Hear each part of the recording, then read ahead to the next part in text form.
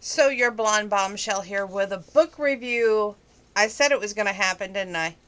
It's happening. This book has a date of December '02 on here when it was released. It's a Harlequin super romance, and the Lori Handeland is the author. The title is The Farmer's Wife. We're going to read the back. We're going to read the little preface so you people get excited about this book. We're going to do the paper clips, and then, of course, as always, the rating. So stare at the picture while I read the back. Did someone say there's no place like home? Kim Luchetti couldn't get away fast enough from the Illinois farm she grew up on, and from the boyfriend, Brian Riley. Now she's back. Her father is ailing, and so is Brian. After his first sight of Kim, it causes him to tumble off a barn roof and break both his wrists. Kim's guilt is over their complicated past, as well as her part in his accident, keeps her from abandoning him again. She'll do the honorable thing this time and become exactly what she's always feared: a farmer's wife. It's a temporary arrangement, they both think, but maybe not. Okay. The inside. Quote, "City girl," end quote. Brian shook his head. "If that means I want my eggs in a carton, pasteurized milk, my chicken deep fried, and all the sheep behind a fence, you got it." "Shh, the chickens'll hear you." He and Kim shared a smile, and for a minute Brian saw what their life might have been like if she hadn't hated everything he loved. But he had foolish dreams once. Dreams where she loved him enough to stay. He would never be so foolish again. "You thought I was going to leave, didn't you?" she said. He tilted one eyebrow. "It crossed my mind." "Mine too," she admitted. "But I'm not. I said I'd stay until you were able to take care of yourself, and I will. Don't think that you can get rid of me by making things tough, either." He hadn't even considered that. In truth, he wouldn't have to make things tough. Everyday life on the farm was tough enough. Maybe it would be good for him to see firsthand how incredibly wrong for this life she was now and had always been. Dear reader, my mother was an Illinois farm girl. I spent 1 week out of every summer on my grandparents' dairy farm. I fell in the mud, got scratched by a tomcat, was chased around the front yard by a bull, and became irrationally terrified of mice.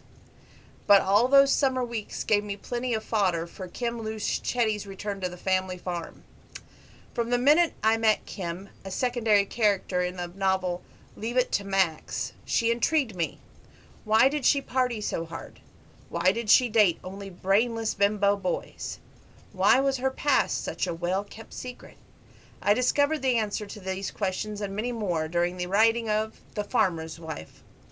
Kim wanted to be a lawyer and live in the big city, but she also loved Brian Riley. And Brian loved the farm. She couldn't have it both ways. She couldn't decide what to do. Then fate intervened and made the decision for her.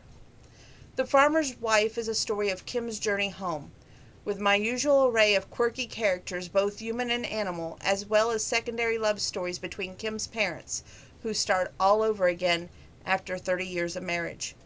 I hope you enjoy the trip as much as I did. For information on future releases, contests, check out my website at www.lorihandeland.com.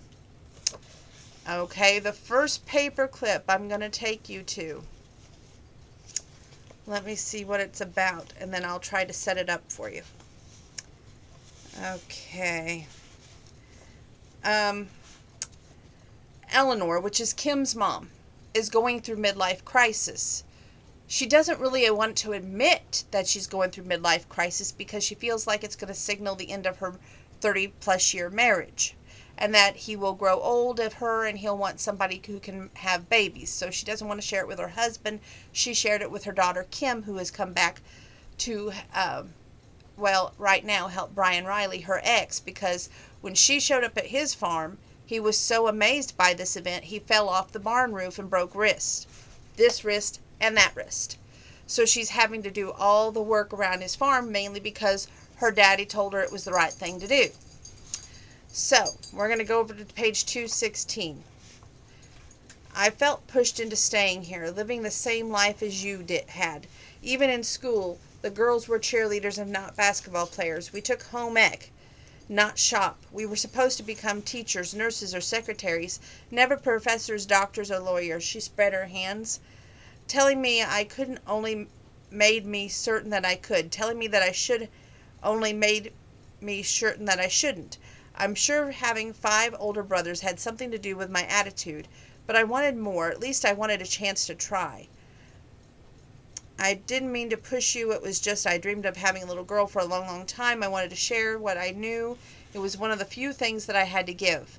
And I didn't want to be like you, Kim murmured, working hard in any field hand, so many kids so close together. You were always tired and forever busy.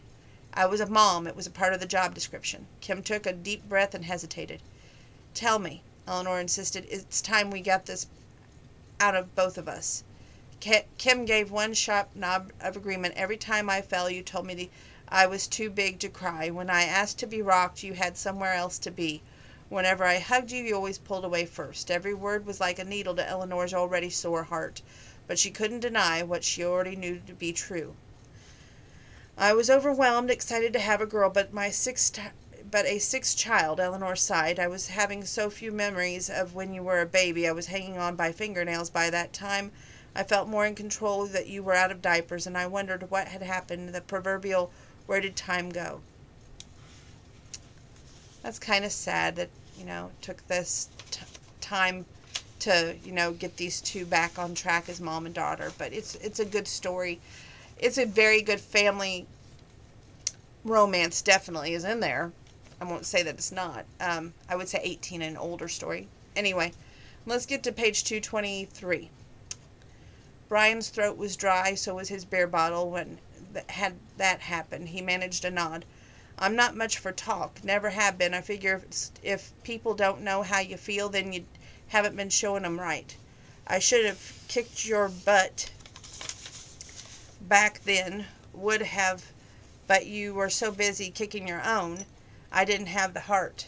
And this is what John, which is Kim's dad, is saying to Brian to try and get him motivated to realize that Kim never fell out of love with him. She's just needing an extra boost, and he's trying to boost him along, if you will. Heart, John Lucetti, since when? I'm not sure what happened between the two of you. He held up both his hands when Brian opened his mouth, though that what Brian planned to say he wasn't really quite sure. And I don't want to know. You still love my daughter, don't you? Brian didn't answer. What could he say? The truth might get his butt kicked as easily as a lie. John didn't appear to need any answer. For a man who wasn't much for talk, he couldn't keep his lips zipped today. She loves you, too. No, sir, she doesn't. I don't think she ever did. John smacked himself in the forehead. I'm dealing with a half-wit. I see that you and your son have the same idea of sweet talk. John's green eyes narrowed, and Brian suddenly understood why the Lucetti brothers feared this man in a temper. Though John usually projected the cantankerous yet unflappable demeanor of a born farmer, there lurked beneath the surface a spark of temper ready and willing to ignite. Kim had been like this once, too, back when he thought she loved him. What gave you the idea Kim didn't love you? She left, and that isn't love. John mumbled something that didn't sound like sweetheart and patted his pocket again, scowled when he came up empty.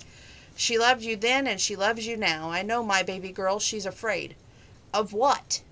That's for you to find out. Swell, Brian muttered. Nothing worth having is easy. Every farmer knows that.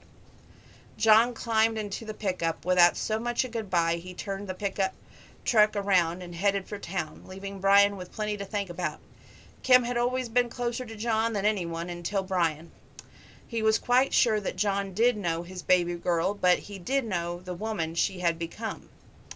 If Kim had always loved him, did in fact still love him, then maybe there was a chance to have back all that they had lost, or at least what was left of it.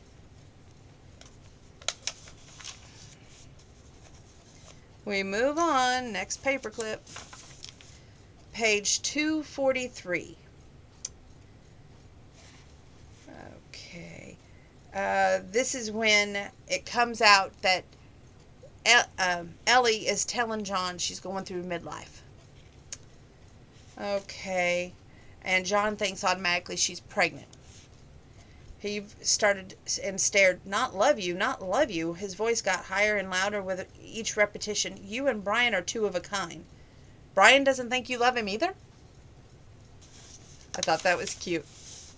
Har har, he doesn't think Kim loved him. Eleanor rolled his eyes. Or rolled her. Eleanor rolled. It says Eleanor rolled his eyes. Well, he did fall on his head. My thoughts exactly. Do you think they'll work things out? Hell with them. John slid it on top to the top step, his hip bumping hers, then settling in close. Will we? This entire mess happened because we don't talk enough, John. I know people our age just don't, but that doesn't make it right. I'm not very good at this Jerry Springer type of confessions. You got one? Yeah, he ran his hand through his head, tangled his fingers in his hair. 30 years later, and I'm still in love with my life. Do you realize you never told me that? I showed you. You haven't lately, she grumbled.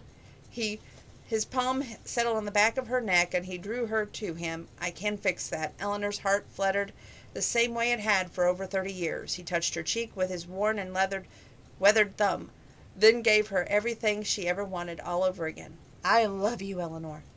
She smiled, fisted her fingers in his shirt, and pulled him closer still. When his lips were only a breath away, she whispered, Call me Ellie. And there's a reason, because when she got mad at him, she said call her full name, which I think was Eleanor, and yet he would call her Ellie, and she told him not to do that. You have to read the book to understand that. Okay, page 278. We're getting there, kids. Tell me what's wrong, Libby pressed. That's what her friend back in Savannah. If I didn't know any better, I think you were scared of something, but you're the most fearless person I know. Me? Kim laughed. I sure had you fooled. Livy frowned and set down the donut as Kim continued. Did you know that I'm scared to death of mice? I'm scared of secrets and the truth. I'm scared of love. I'm scared of babies. I'm scared of memories and nightmares, and her voice broke. She was terrified. She'd never feel again the way that she felt with Brian. And if that was true, what reason was there to go on? Gotta face those fears. Max, Livy put a hand to her chest, aren't you supposed to be hanging out off the veranda? I came in for a donut. I think 3 is your limit. He eyed the half-eaten one in front of her. It wasn't yours. Do as I say, not as I do. You'll always say that. Livy gave an abbreviated sigh. Is there anything else I don't always say? Party on, be free, do what you want to do. That would be your grandma. Now run along. But Kim's sad. Max came into the room and leaned against Kim's shoulder. His dark eyes were sad. I used to be afraid of stuff, but Daddy taught me how not to be. In spite of herself, Kim was intrigued. Max is Livy's little boy. Gotta face it. Then it can't hurt you no more. Don't like the dark? Turn the lights off. Afraid of coffins? Jump right in. Stuff that isn't in there. Gotta own it in a story. Kim lifted a brow at Livy. I see now where the horror writer gets his ideas. Livy shrugged. You're afraid of mice? Max continued. Gotta pick one up. Kim shivered. I don't think so. They won't hurt you. They're just little and kind of cute. Not. Afraid of babies? Maybe you ought to have one. Kim shuddered. Max, Livy warned. I'm putting a lid on it. I just don't want Kim to be scared. Thanks, Kim gave him a big hug. I'll take that under advisement. Lawyers, Max muttered and returned to the veranda. Sorry, Livy said as soon as he was out of earshot. You know how he is. Kim smiled. Everyone in Savannah knew how Max was. Precocious, adorable, brilliant, special beyond understanding. And usually right. Face her fear and it would go away. Well, Max could forget about picking up a mouse, but there was one thing she never faced. Considering her nightmare, maybe she ought to. I gotta go. Kim stood. What? Where? Gotta face those fears. You're taking advice from an 8-year-old? Which he got from his father. His father talks to people who aren't real. Hey, you married him. Livy grinned. I did, didn't I? Kim shook her head, and she really had to get out of there. We're going to move on. Page 284. Now, she's went back to a place that holds a lot of meaning. She had a baby with Brian, and that's what caused the great divide of her and Brian, if you will. Pardon me. And so, therefore, she's at the grave, but little does she know, so is Brian. She was shaking her head before he finished. Brian, I suck at being a farmer's wife. You've seen me try, and I try, and I try, and I can't get it right. I break the eggs, I scare the cows, I burn the food, I lose the baby. We didn't misplace her, he said softly. She's right here. Kim's eyes burned. I know. She ran a palm over the sharp autumn grass, then touched a pink rose petal with her fingertips. The softness, the perfection reminded Kim of her daughter's skin. For the first time she savored the memory. After a moment she realized the silence felt good. Being here wasn't so bad, now that he was here too. Brian sat on the ground at her side. I never stopped loving you, Kim.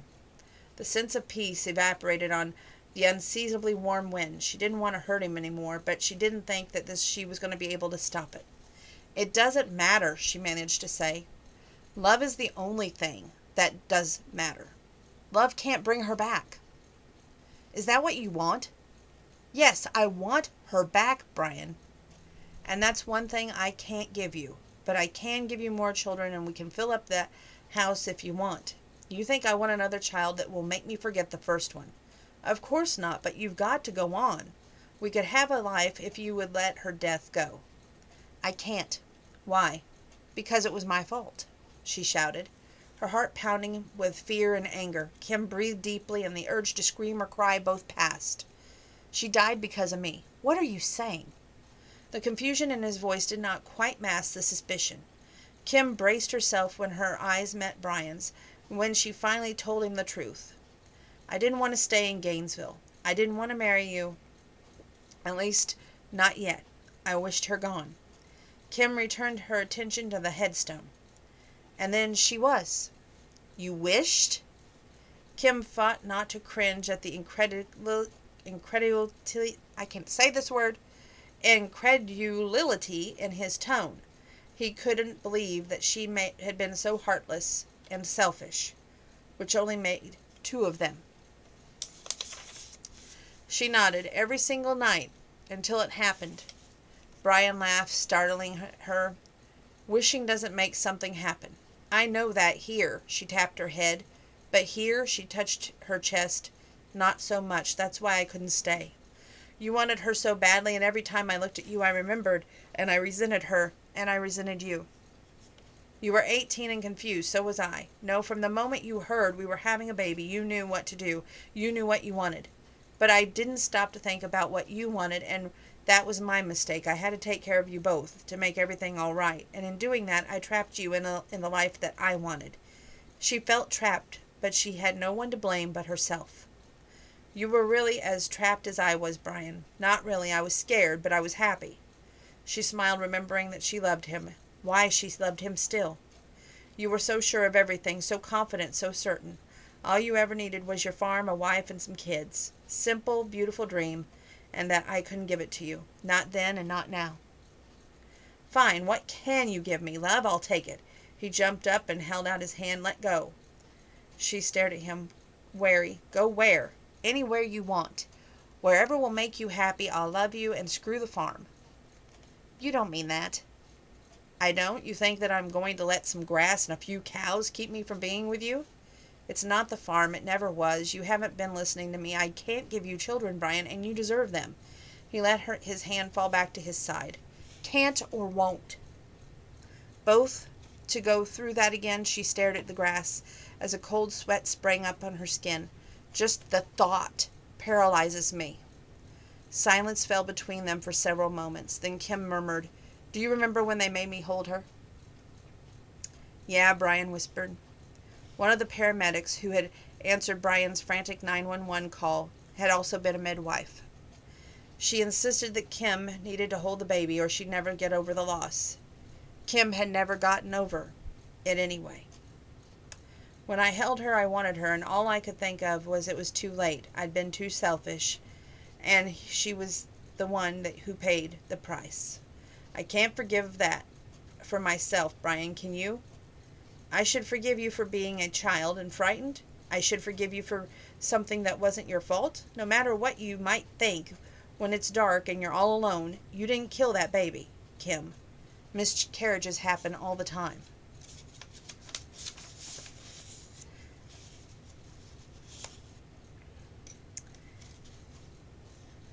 And we're going to leave it at that. Did they or did they not get together? Was there more babies in the future? And how about those parents? Did they make it or did they not? The only way to answer these burning questions is to read this book, because I'm not sharing. I'm giving this book an 8. So that's a pretty good rating. You got to check out this book. And there is some comedy in there. And I'll leave it at that. There's some comedy, and probably would have been me on the farm, the way she tried to collect eggs, let alone try to milk a cow. There's definitely some city girl in there, even though she was born on a farm.